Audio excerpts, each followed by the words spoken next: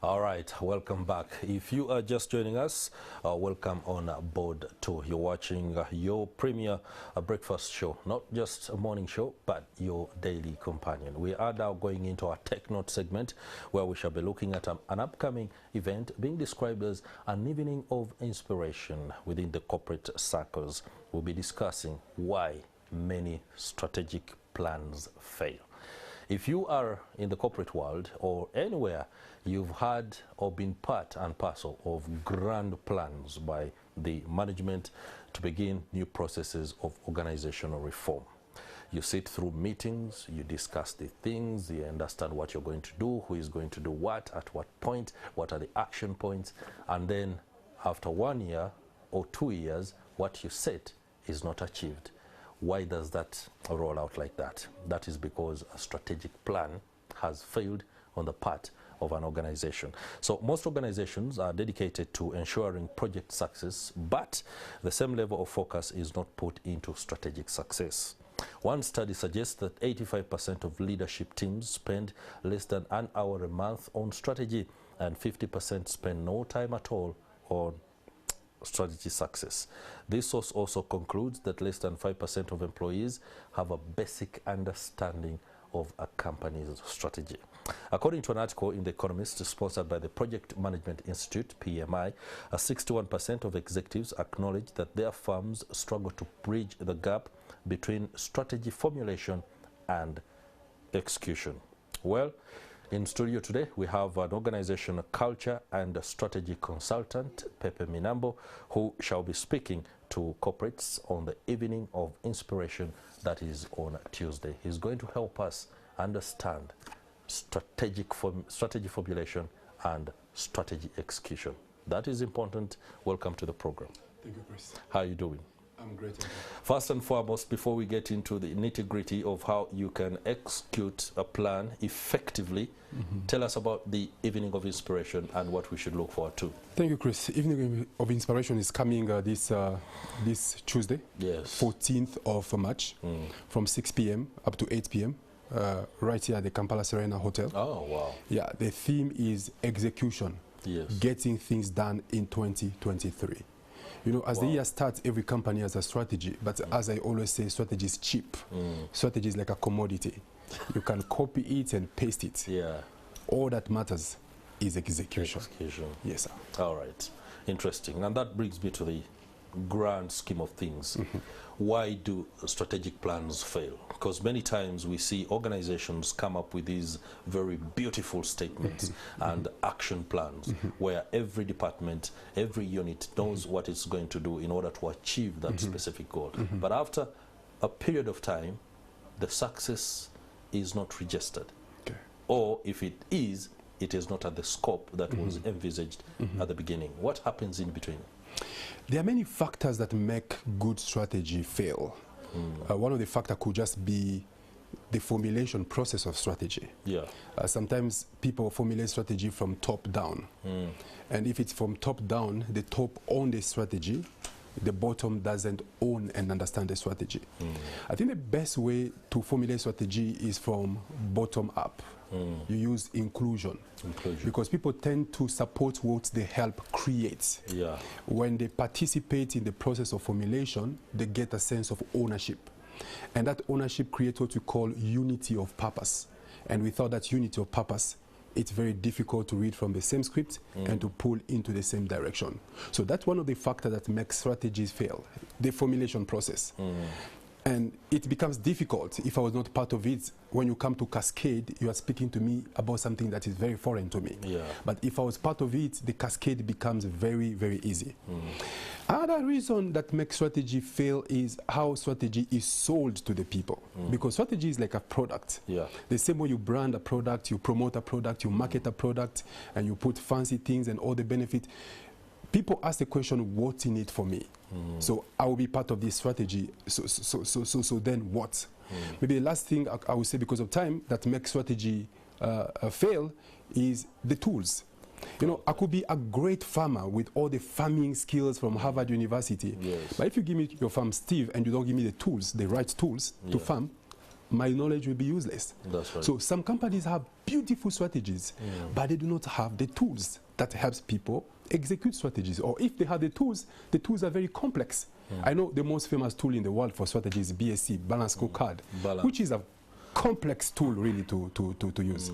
Maybe one more thing I may add about strategy is strategy alone is not enough. We say two things drives business productivity, the what and the how. The what is strategy and the how is culture. You know, strategy, Chris, is like a goldfish in a pond.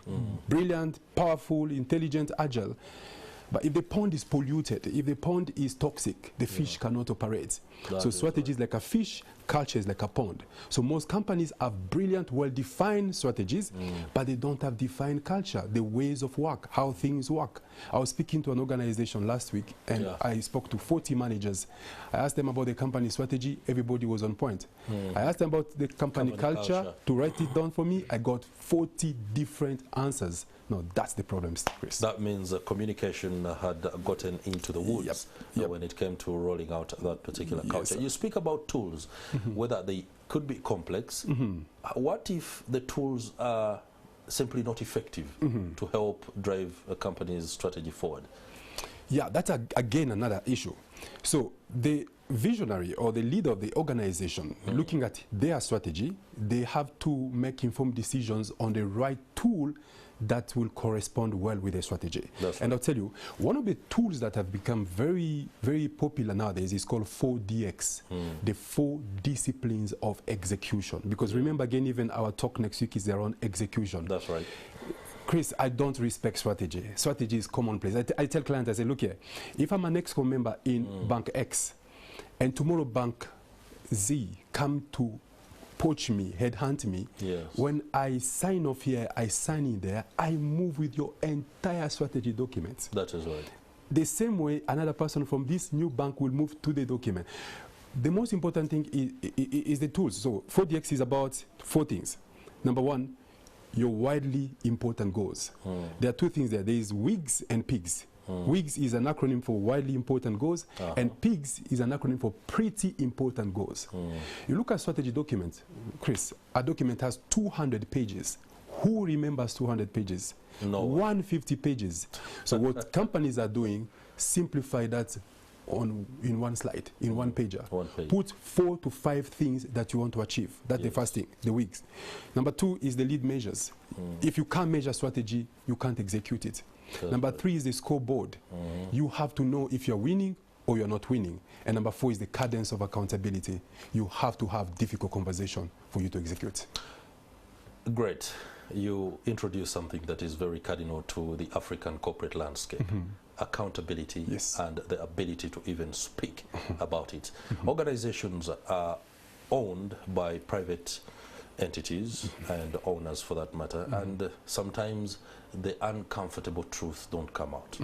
The people are unwilling to speak out because they know that the boss or the organization's top honchos say one thing in the boardroom and a different thing in the hallway. And that defines the culture within an organization where people know that what is spoken in the hallway actually matters more than what is spoken in the boardroom. Absolutely. And that could either affect execution of a particular strategy or not. When you want to achieve success, organizational success, and you try to deal with those 2 scenarios within the African context, how do you go about it? Well, I'll tell you, Chris, the biggest challenge I've found, I've been in this market for about 5 years as a consultant. The biggest challenge I've found in every corporation is accountability. It's the greatest pain point. It's the thing that makes CEO do not sleep. Well, you say one thing in a boardroom, you do another thing. To me, I say the first tool for accountability is exemplary leadership. When it comes to accountability, it's a monkey see, monkey do. If you see people not accountable in an organization, Chris, don't look further. It's an extension of the behaviors of the leaders, because people only model what they experience. If the leader hold difficult conversation, if the leader hold is exemplary, the people will be. So accountability, the tone has to be set from the top. But we also need frameworks and tools to hold people accountable. That's right. Yeah. All right, in terms of the event that's coming up on Tuesday, who are the target beneficiaries you'll be speaking to? We are targeting EXCO teams, the executive committee teams. These are the people that surround the CEO, the people that make all the important decisions in an organizations. We are targeting head of department, people who have scorecards, people who have targets. We are targeting team leaders and project leaders. We are targeting basically everyone who is in charge of deliverables. They have key results, areas to deliver within the quarter, within the year. So that is our target. And then we have amazing panelists. We have amazing panelists. These are very, I'll call them legendary leaders who have transformed organizations to come and speak to the people on Tuesday 14th from 6 p.m. at the Kampala Serena Hotel. Okay. The fact that you'll be expounding on strategy, formulation and execution brings me to what could be an uncomfortable conversation within the corporate circles. Failure. We haven't learned to deal with failure to the extent that when there is the possibility of failure, then it means the whole project has to be brought down. Excuse me. We do not see, for example, where we see through a project in order to create a precedent that we can work with at a next rollout to see what failed and why it failed. So if you don't complete the project because you are afraid of failure, you're unable to learn what can work and what won't work. What's your advice on that? Well, someone say if you want to succeed, double your rate of failure. And well, let me tell you, a lot of great accomplishments are product of failed attempts.